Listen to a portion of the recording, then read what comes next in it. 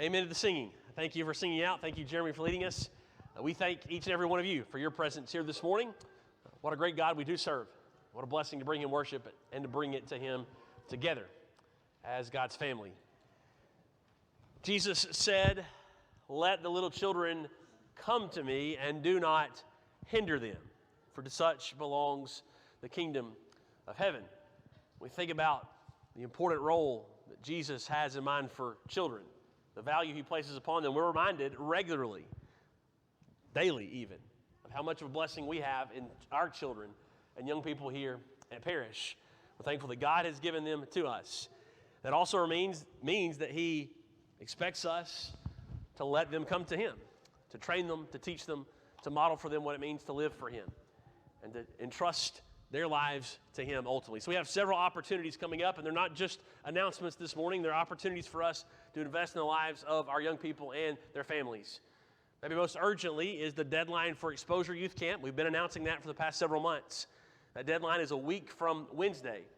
And so if you are a sixth grader up, parents of them, please give fervent prayer to this. We know we've been thinking about it, so now we're asking you to pray about this if you've not made a decision yet. And then also decide. Reach out to me and we'll get you the way in which you can register and pay. That's $50 per person. And I hope we understand just how much of a blessing that is. The church here feels so strongly about this event and about our young people going to this event, having that opportunity. They do not want money, finances, to be a hindrance for them going. And so we pray that we'll not let anything else be a hindrance for them participating in this great camp. Several nights they're in that time between Christmas and New Year's. We'd love for you, for your child, to be a participant in this. And so pray, and then reach out to me, and I'll get you that way in which you can pay and register for that. Additionally, 2 weeks from yesterday, will be our next home devotional. This is for the month of October. That'll be at the home of Matt and Brandy Woods. You can find their address in the bulletin as well as in the directory in the app. We're so thankful for those who've already hosted these. We're thankful for the Atkins, or for the Graves, and for Jim, and for the Wrights who've hosted us in previous months. We look forward to continuing this, and this will be in 2 weeks, less than 2 weeks now, at the home of Matt and Brandy. We'll start that morning, mid-morning, late morning, however you want to word it, 11 a.m. there at their house. So be sure that you circle that if you have not already, and now decide to make your plans to be there for that. That's for all ages, young people, families, and even adults. You come on along, and we'll have a great time together.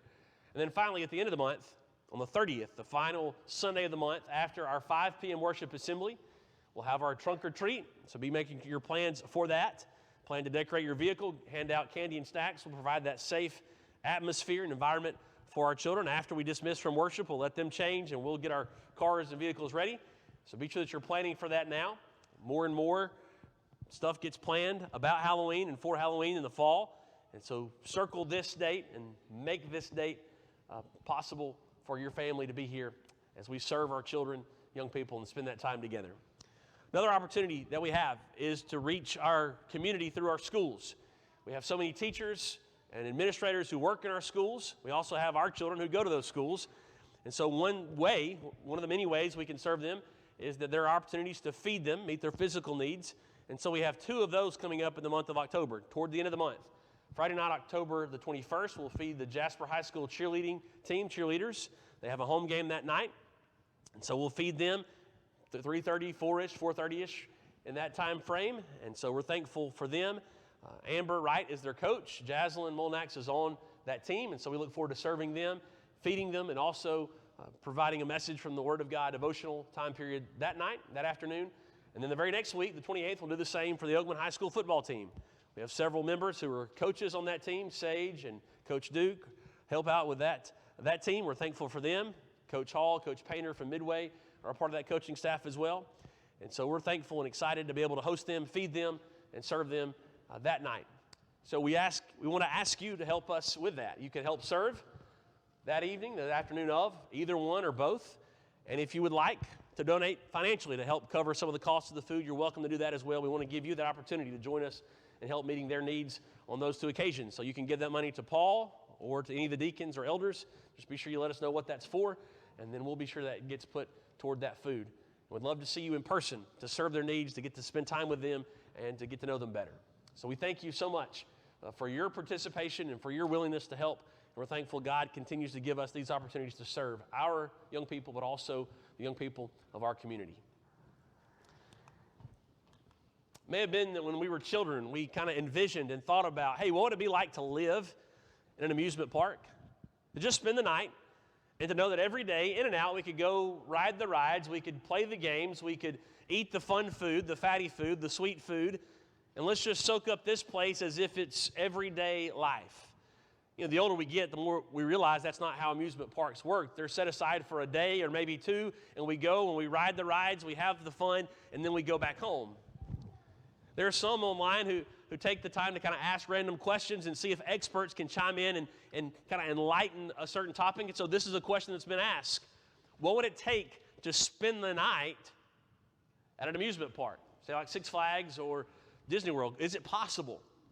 And almost everyone who chimes in and says, hey, yeah, I'm an employee at one of these places, they almost always say, you can try. You might can technically find a way to get away with it, but you practically won't. There's just too many security who are in charge of keeping the place safe, and they would find you. Every inch is covered by a camera, so it would find you, it would detect you. They're all cleaning. The employees stay afterward and clean, and you would be detected. One chimed in, though, and not only said, good luck, you probably won't make it happen. They also said this, there's no point in staying overnight. It wouldn't be fun. We recognize that, don't we? The rides are no longer appealing when the rides are no longer working. No fun to go to a closed amusement park because there's nothing to do. The rides are fun while they last, but they don't last. You have to get off a ride. Eventually the park closes. We eventually have to leave and go home. What's the point with that? It's not healthy to view life as if it's an amusement park, where we can go from ride to ride and game to game. Because eventually the rides end, the games end. In fact, it's not only inaccurate, it's dangerous to view life as if it's an amusement park or a playground. God tells us it's far different from an amusement park. See, it's dangerous to treat life like it's a playground, when in truth, it's actually a hunting ground and a battleground. Peter would say, your adversary, your enemy, prowls around like a roaring lion, seeking whom he will devour. That's why he says, be watchful, be sober-minded. It's not a playground. It's a place where predators are hunting. What if we were in a playground or an amusement park and they had set free or escaped into the park where dozens or hundreds of predators? You had lions and wolves and bears and tigers and snakes. How many rides would we find ourselves riding if we knew those dangers existed? Would you ride a roller coaster if you knew a lion might be lurking around the corner? Would you go into those indoor rides that are in the dark if you knew predators were all throughout the premises? To view life as if it's a playground when it's actually a hunting ground is a dangerous proposition. But so too, it's dangerous to view it like a playground when it's actually a battleground. War is ongoing.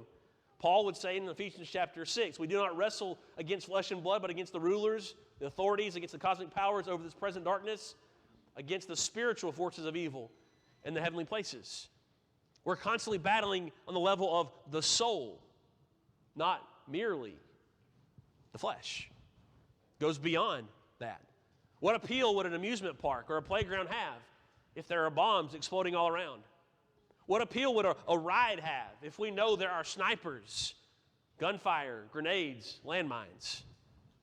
It's dangerous when we think life is like a playground, when in truth, it's a hunting ground and a battleground. This morning, we're beginning a new study that'll carry us to the end of November, based on the book of Ecclesiastes. Solomon comes to one life lesson, which is to fear God, which is to view all of life through the lens of God. And in order to remind us of that, he takes us through all the pursuits of life. And he says, I've ridden all the rides, and let me tell you how they end. Let me tell you what the end conclusion is after trying everything out in life and figuring out where it leads. It's often a complex book. It's often pessimistic in its tone and its approach. It is kind of like an end-of-life research paper by Solomon. There's great wisdom that comes from the realities of God and the wisdom that comes from fearing God. And we must listen to Solomon as he warns us, don't get caught up in riding the rides, but instead always keep kneeling before your Creator. So why do we learn? Why do we need this book? And the first reason is the observation that begins. He has this problem that's the starting point for his research. So Solomon writes this book, Ecclesiastes, because of his uncomfortable observation. He does this on a few occasions, but listen especially to his approach here in chapter 1 in verse number 12. I, the preacher, which is what he uses to talk about himself here throughout the book, I, the preacher, have been king over Israel in Jerusalem. And I applied my heart to seek and to search out wisdom, by wisdom, all that is done under heaven. It is an unhappy business that God has given to the children of man to be busy with. I have seen everything that's done under the sun, and behold, all is vanity and a striving after wind. What is crooked cannot be made straight. What is lacking cannot be counted. So you see what he's saying is he's operating from a position of a preacher here. Listen to this advice. But he also reminds us, I've been king, I am king. That's an important detail. Because I'm using my position as king to observe and to participate in everything that's out there. As he does that, notice what he says, verse 13. Here's the feelings I get generally as I'm walking through this experience. It's an unhappy business that God has given the children of man to be busy with. To go about the task of searching and finding meaning and investigating the meaning of life in all of its earthly pursuits, it's quickly an unhappy task. And really, translations struggle with how to make that as strong as it is in the original, because the idea has to do with grievous, even kind of bad, almost getting close to the line of evil. It's a taxing thing to kind of do what Solomon is doing by assessing all the quadrants of life and seeing that they end up not mattering, not having meaning without God. We know that Solomon, we often think about him being one of the wisest in history. He is the wisest outside of Jesus Christ himself. So he's incredibly wise. He's incredibly wealthy. So you take his position of power and authority as a king, you take his wisdom, you take his wealth, which by all accounts exceeds the wealth of even the wealthiest of today. When he says, I have observed all that's under the sun, do we get how that's a far less exaggerative statement for him than it would be for us? Solomon could come closest to literally saying, I have observed everything under the sun. I've ridden all the rides. I've bought all the rides. I've bought the parks. I've built the parks. And let me tell you from my firsthand experience, here's what I can learn and observe. And then he's specific. He says, I have seen everything that is done under the sun. Everything that's been accomplished. It's not as though he's just looking at a one-time snapshot of all that's available. He's saying, I've seen every process as it's ongoing and as it's completed. And the implication then becomes this, that even though the pursuit itself of everything is kind of in vain, like it's never going to happen, we're never going to build and achieve everything we think we could as humankind, what Solomon is saying is even if we did, at the end of it all, we would find it doesn't add up. It doesn't complete us. Even if we could, we would still come up empty. So what he's setting us up to learn is that our exit strategy, our source of a fulfilled life, cannot be the stuff, the rides, but neither can it be the pursuit of progress, the pursuit of doing more, working harder, just doing better. Solomon has done more and, quote, done, quote, better by the earth's standards than any of us, any person who's ever lived, in theory. And yet he says it doesn't add up. It's a grievous, wearisome task. But now observe verse number 14. I have seen everything that is done under the sun, and behold, all is vanity and a striving after wind. 3 phrases in that one verse help you throughout the entire book if you're reading. There are 3 phrases he uses commonly throughout the rest of the book, and they're all in this one verse. It happens again, chapter 2 and verse 17. But he says, I observed everything that's done under the sun. That's one phrase he uses. It's the only time you find it in all the Old Testament, all the Bible, under the sun, is in the book of Ecclesiastes. It means all of creation, all of the earthly realm, all that man could involve himself in or could observe, that's under the sun. So it's a reminder that we're all under the weight of something bigger, the sun. There's something above us, and maybe even the heat bearing down upon us. It's kind of humbling, I think, about man's progress into outer space. And can you imagine having that conversation with Solomon? Hey, we've sent men to the moon. We've sent men to outer space. We've sent modules across the galaxy to Mars and other planets. But you know, all that is still, quote, under the sun. As far as we may be able to say we've gone into outer space, we're all still under the sun. So when Solomon is saying life doesn't have any meaning, he's saying life under the sun doesn't have any true, lasting, fulfilling meaning. Then he uses another phrase, all is vanity. He loves this word vanity. He loves to use it, I guess is a better way to say it. He opens chapter 1, vanity of all vanities. All is vanity. Vanity simply here, he's carrying across the meaning of meaninglessness, hopelessness. Literally, the word means like breath or wisp, puff of air. But he's using it as a way to say, it doesn't matter how long it lasts, it's gone. It doesn't matter how much meaning you give it, it's gone. If it's, quote, under the sun. And then when he repeats it there in 1 verse 2, vanity of vanities, that's a common Hebrew way of emphasizing through the process of repetition.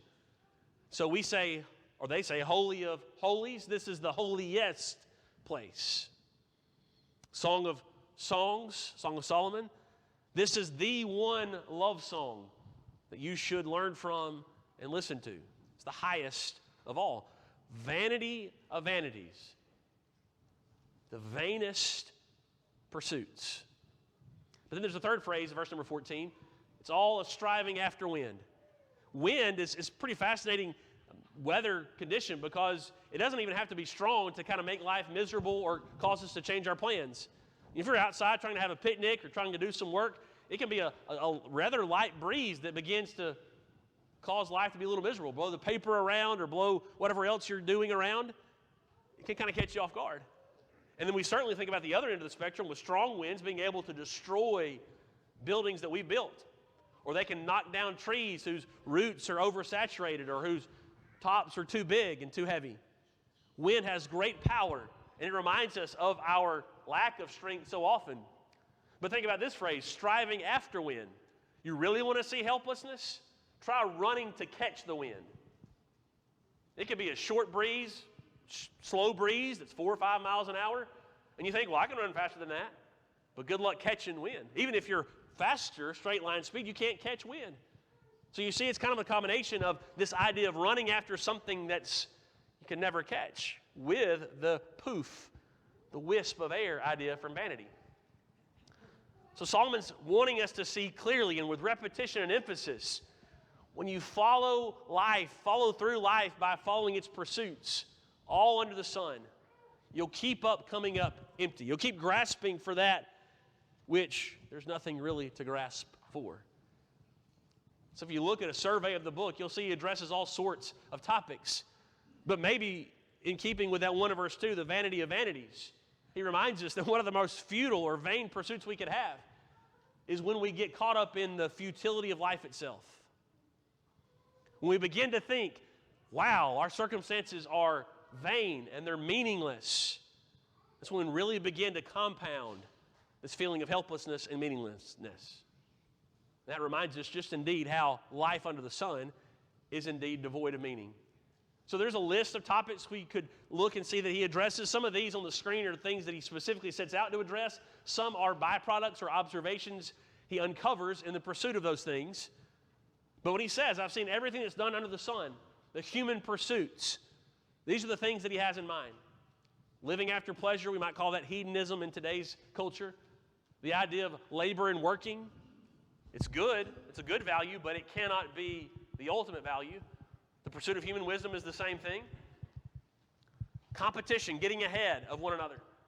Greed and accumulation of stuff, storing up, collecting just for the self of collecting. A love of money. Isolation. See, it can be a thing of pride and arrogance to isolate ourselves, to seek human fame and recognition, to seek personal ambition, that what I want to achieve is what's most important. We can desire, we can covet. That extends far more than just the financial realm. We can desire for ourselves. We have to keep feeding something. We could get distracted by just pure fun, joking, frivolity, being able to be together in such a way that's all about entertainment, amusement. Solomon along the way is saying none of these things are necessarily inherently wrong. Some of them, I guess, the way we worded them are, greed and so forth. But money is not inherently wrong, but to pursue it for meaning is wrong. Relationships, fun, pleasure, all that is not inherently wrong, but when we pursue it as if it's God, or such a way that it replaces God, it is going to cost us everything. And that's why we need to study this book. That's why we need to read this book. It's because of the conclusion that Solomon comes to. He starts with an observation that scares him.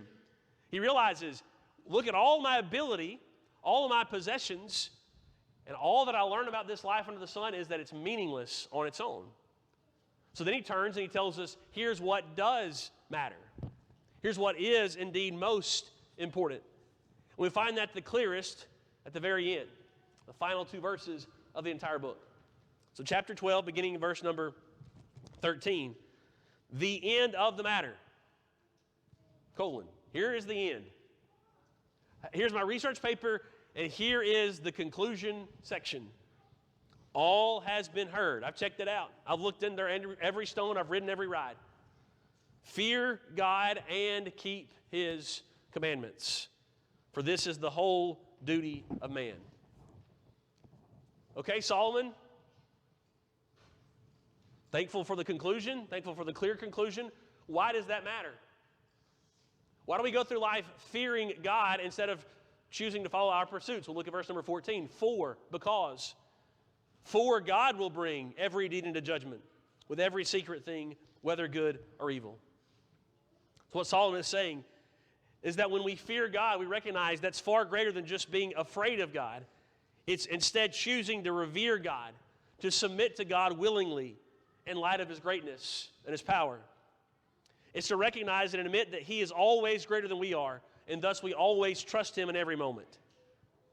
If we go through life thinking that we know best for ourselves, or if we go through life thinking that we can always figure out everything on our own and make it work, we're ultimately not fearing the Lord. I think it's interesting that Solomon is the same one who has said the fear of the Lord is the beginning of wisdom. Now he also says the fear of the Lord is the end. If you want to hear the conclusion of life, the conclusion of meaning, this is the end. Fear God and keep his commandments. It is interesting that this is the conclusion, this is the climax of the book, but it's not the first time he has brought up the fear of the Lord. So he's been preparing them all along, preparing us all along to know this is what matters most.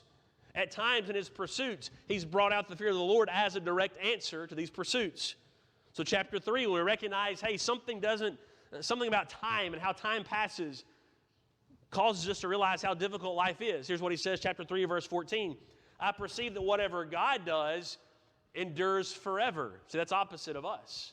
What we create with time and do in time doesn't last, but with God it does. Nothing can be added to it, nor anything taken away from it. God has done it so that people fear before him. God reveals himself different as it relates to time so that we will fear him. But then in chapter 8, he recognizes, hey, we don't do a great job of taking care of each other sometimes. We mistreat, we commit injustice, we don't uphold justice. So chapter 8 and verse number 12, though a sinner does evil 100 times and prolongs his life, yet I know it will be well with those who fear God, because they fear before him. See, it appears as though those who sin and mistreat keep getting away with it, and it seems as though they never pay. But I understand truly those who fear God, it will be well with them. Verse 13, it will not be well with the wicked, neither will he prolong his days like a shadow, because he does not fear before God. He thinks he's getting away with it. She thinks she's getting away with it. The world may look at him and say, oh, look, they're getting away with it. But in the end, it's just a shadow. As soon as the sun shifts, it's gone. See, that's rooted ultimately in the nature of God. and how he is worth fearing. As we think about the end of verse number 13, this is man's all, man's complete being. Just notice, we understand the meaning of what he's saying, but translators struggle to translate the phrase. It's not as clear in terms of how it should be translated, even though we get his point. So the New American Standard Version, the one on top here, is more literal than even the ESV. So it says this, the conclusion when all has been heard is, fear God and keep his commandments, because this applies to every person. The Good News Bible would be less literal than, say, the ESV. After all this, there is only one thing to say: have reverence for God, obey his commands, because this is all that human beings were created for. You see the two sides of the spectrum here, because the translation is just difficult to assume. It's a very few number of words. Most literally, people say it means something like, this is all of mankind. This is all of humanity. But we must see, no matter how it ends up being translated, we know that it's for every person, and it's all that every person should be consumed with. It's all that a person should be pursuing. The result ends up being the same, even when the translation might be a little different. And so what we need to remember here is, don't worry about the specific words, except for to let it carry us back to it being all that we pursue, and recognizing it is for us. It's for all mankind. Both end up being true in application. And this, bringing up this text, verses 13 and 14 specifically, it serves as the conclusion. This is what you're supposed to do with your life. But it also serves as a helpful reminder in terms of interpreting the book, because there are some difficult passages. There are some passages that might even seem contradictory at times. There are some things that are just difficult to understand. And the key to understanding it within Ecclesiastes is to always run it back through these two verses. Solomon is saying, run your whole life through the fear of God and the reverence of God. Well, likewise, when we study through the book of Ecclesiastes, we must do the same. We run this pursuit of money or the pursuit of pleasure or how we treat one another or our view of time. We're always running that through first our fear of God. So Solomon's advice here, ultimately in light of verse 14, this is the end, this is my final word. And why does it matter? It matters because of our end. Verse number 14, we will all appear before God in judgment. And he'll bring to light everything, public or secret, that we have done, whether good or evil. So Solomon's advice is ultimately to live in view of our end, to recognize that when we think about death, we think about our death, we're drawn closer to him in humility. How often people will make some difficult life changes, and you begin to dig deep and ask them, well, why did it change when it changed? And they might say, well, I had a scare with a heart attack. It could have taken me out, should have taken me out, and it woke me up to doing what was right and best. Or I had a close call in a car accident. Or I was able to beat and overcome cancer. And so I stared at death in the face, and I learned some things matter more than others, and I decided to pursue that which matters most. Maybe they would say, I lost a loved one. I've had to deal with death in a more real way than I've never had to deal with before, so that has changed how I live. Maybe there's a local tragedy or maybe a national tragedy, something that's public and brutal especially. It wakes us up to think certain things matter more than others. And so because of this inspection of our end, I now know what matters most. Why do people who are at the end of their lives, who know they're at the end of their lives, seem to talk with the same clarity as Solomon here? Ever thought about that? Solomon is getting to the end of his pursuit of meaning, and people who get into the end of their lives will turn around and say some of the same things. Because we're staring at something that lies beyond death, we begin to think about what matters most in life. You know, someone on their deathbed typically doesn't say, if I can give you some sort of advice, you know, it matters about what stocks you invest in. It matters about your retirement account. It matters about your job and your career, your pursuit of education. It matters about Little League. You don't find those statements when people are lying on their deathbeds. Instead, they turn toward family. They turn toward the Lord. They turn toward being kind and generous and loving.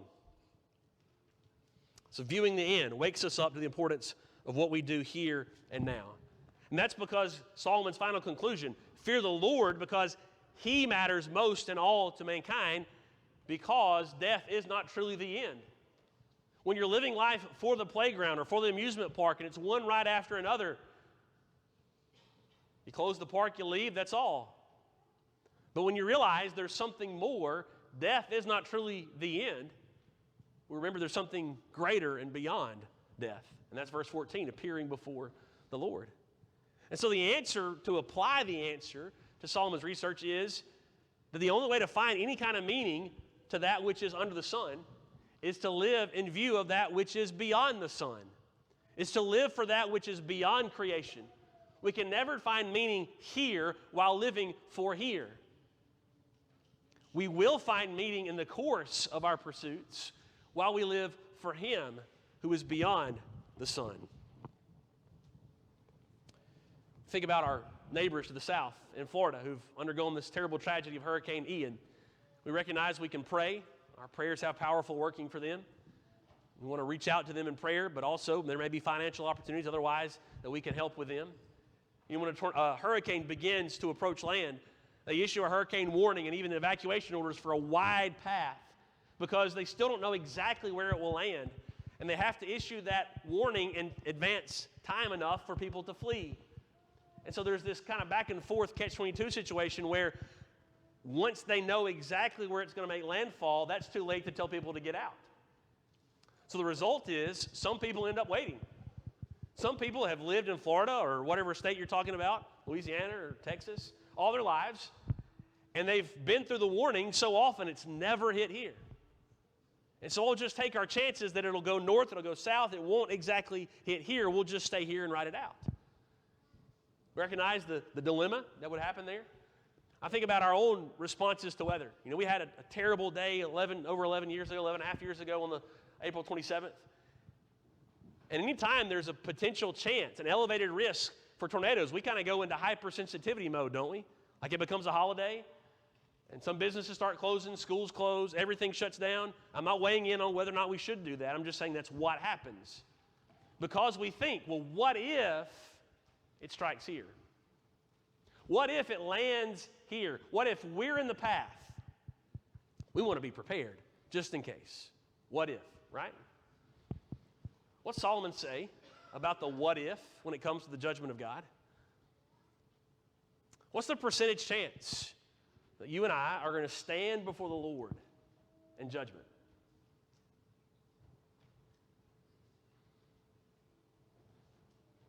What's the percentage chance that our children and the other people in our lives are going to stand before the Lord in judgment? What's the percentage chance that our fellow church members are going to stand before the Lord in judgment? What's the percentage chance that the community that's around us that doesn't know the Lord, they're going to stand before the Lord in judgment? It's because of that certainty that he says, fear God. Obey Him. This is all you were created for. Paul would give a similar thought.